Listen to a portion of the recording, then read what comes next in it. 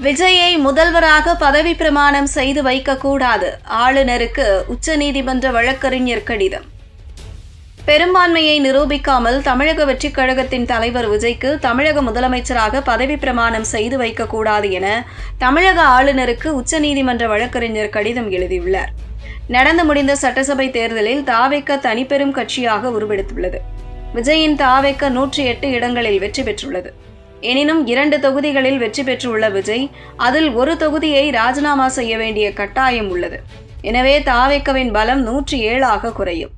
சட்டசபையில் பெரும்பான்மையை நிரூபிக்க 118 எம்எல்ஏக்களின் ஆதரவு தேவை எனும் நிலையில் தாவேகவுக்கு கூடுதலாக 11 எம்எல்ஏக்களின் ஆதரவு தேவை. தமிழகத்தில் ஆட்சி அமைக்க தாவேகவுக்கு தற்போது காங்கிரஸ் ஆதரவு தெரிவித்துள்ளது. காங்கிரஸ் தரப்பில் இருந்து 5 எம்எல்ஏக்கள் ஆதரவு கிடைத்துள்ள நிலையில் இன்னும் 6 எம்எல்ஏக்கள் தேவைப்படுகின்றனர். இந்த சூழலில் விசிக, கம்யூனிஸ்ட் கட்சிகள் ஆதரவு கிடைக்குமா என்ற எதிர்பார்ப்பு எழுந்துள்ளது. இந்த நிலையில் உச்சநீதிமன்ற வழக்கறிஞரான ஆர். கிருஷ்ணமூர்த்தி என்பவர் தமிழக ஆளுநர் ராஜேந்திர விஸ்வநாத் அர்லேகருக்கு இது தொடர்பாக இன்று கடிதம் அனுப்பியுள்ளார்.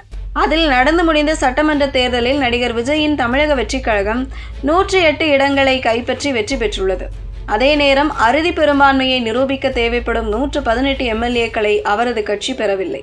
நடிகர் விஜய் சென்னை பெரம்பூர் மற்றும் திருச்சி கிழக்கு தொகுதிகளில் போட்டியிட்டு வெற்றி பெற்றிருப்பதால் ஒரு தொகுதியை அவர் ராஜினாமா செய்ய வேண்டும் என்பதால் தமிழக வெற்றிக் கழகத்திற்கு 107 இடங்கள் மட்டுமே உள்ளன என்று குறிப்பிட்டுள்ளார்.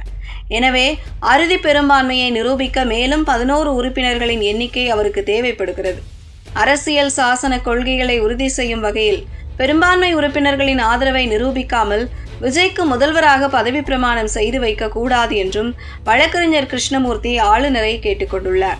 தாவேக தலைவர் விஜய்க்கு நாளை ஆளுநர் முதலமைச்சராக பதவி பிரமாணம் செய்து வைக்க உள்ள நிலையில் பெரும்பான்மையை நிரூபிக்காமல் விஜய்க்கு முதலமைச்சராக பதவி பிரமாணம் செய்து வைக்க கூடாது என்று தமிழக ஆளுநருக்கு உச்சநீதிமன்ற வழக்கறிஞர் கடிதம் எழுதியுள்ளது பரபரப்பை ஏற்படுத்தியுள்ளது.